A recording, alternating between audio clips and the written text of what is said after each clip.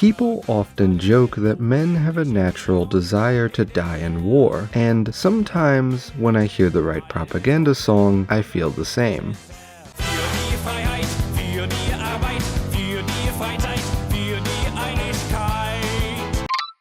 But the reality of war is different. You probably won't end up a hero storming the beaches or raising the flag over Berlin. Instead, you might die from your wounds, infected, diseased, malnourished, mistreated, forgotten, and surrounded by rats. Amnesia: The Bunker is a horror game that is often praised, but what makes it so scary? Well, obviously the big scary monster and excellent game design are certainly a factor, and I think that others have done a great job breaking down those things. But when I was playing the game, the small detail I just couldn't get my mind off was the rats. Hidden in the background of Amnesia is this terrifying creature, not because of what it is, but instead what it represents. Before I continue any further, I would like to add a disclaimer for the topics mentioned in this video. And when you're ready, press play. Amnesia: The Bunker centers around Henri, a French soldier trapped in the bunkers and tunnels of a World War I trench. At a base level, the living conditions in a trench are pretty horrible, but things have gotten even worse for Henri. His superiors, the officers, have sealed off the bunker in order to contain the beast that lurks in the darkness. It has already killed, or will soon kill, every other soldier in the bunker besides you.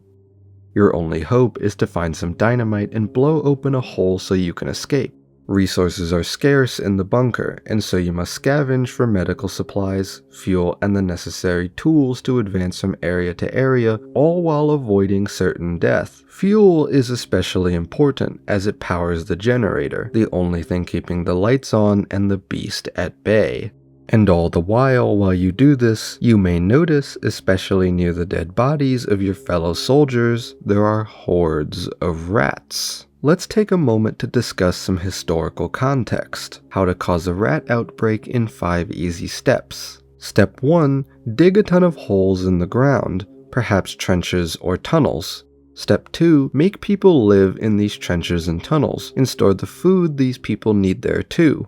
Step 3. Make sure many of these people die, and leave their bodies lying around. Step 4. The rats will come in, attracted by the new living space you built for them.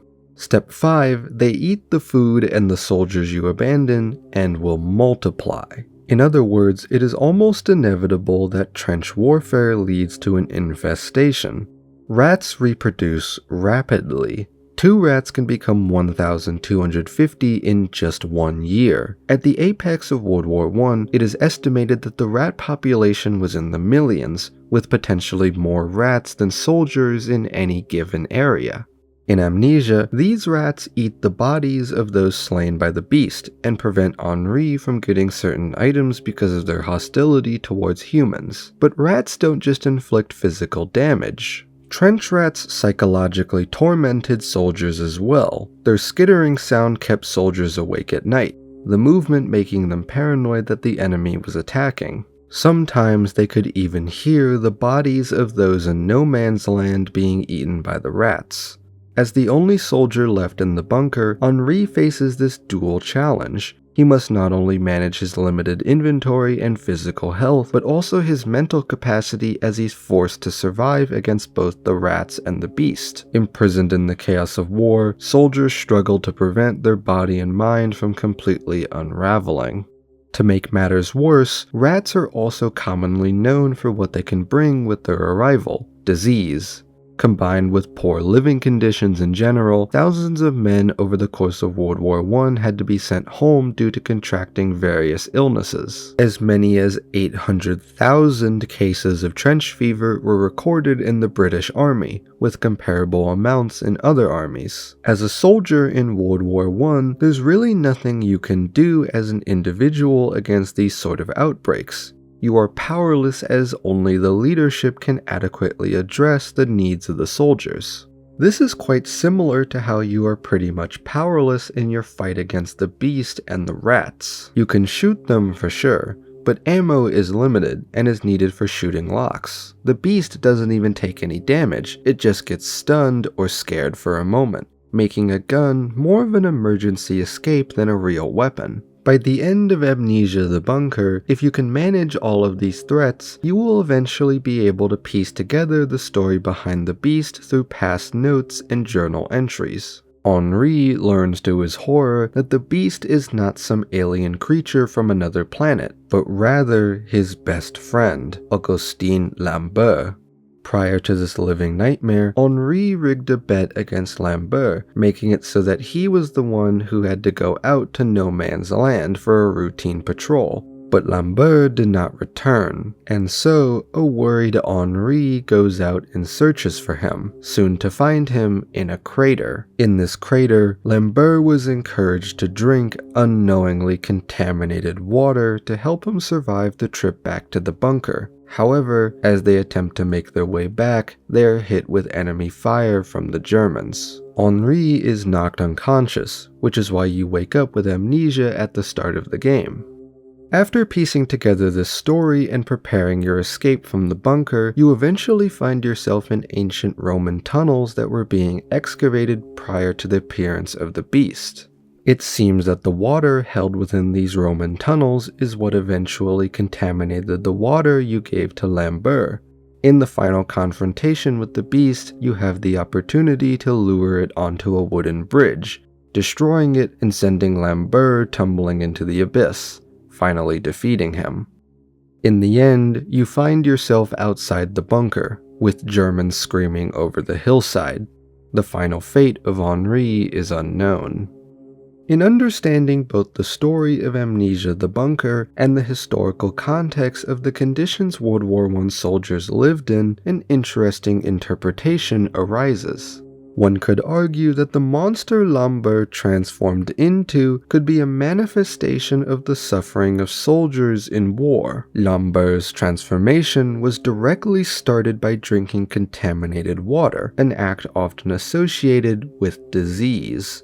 Oftentimes, in order to stop the spread of disease, a quarantine is put in place, sealing off the infected from the healthy. Similar to how at the start of the game, Henri's officers seal off the bunker, leaving the soldiers inside to die by the beast's hand. This could also explain why the beast can't really be hurt by bullets. Additionally, the presence of rats around the bunker is not only historically accurate, but could also be tied to this outbreak of disease. But let's take this a step further than blaming the rats and the trenches. The problem of rats and disease in the trenches signaled a much larger problem overall: the lack of care for individual life in war. Of course, during any conflict, casualties are a common expectation, but it's not like World War I was a struggle for French or German survival. World War I was started because of a web of alliances and treaties between the great powers of the world. The leadership of these countries were not shy about throwing away lives. The officer sealing you away in the bunker with the beast left to die is the personal reminder that those at the bottom of the hierarchy are doomed to be neglected. A quote from Mahmoud Darwish hits home here. The wars will end and the leaders will shake hands, and that old woman will remain waiting for her martyred son, and that girl will wait for her beloved husband, and the children will wait for their heroic father. I do not know who sold the homeland, but I know who paid the price. Throughout the course of the game, the beast killed less than 50 people. 40 million people lost their lives in World War I. The real monster is not the one lurking in the trenches. It sits at the negotiation table and gambles away your life. And with that, I think I have said all I have to say about Amnesia the Bunker for now. If you enjoyed the video, please like and subscribe. A big thanks to my supporters on Patreon and Ko-Fi. It is support from viewers like you that allow me to create the videos I want to create. Thank you, and see you next week.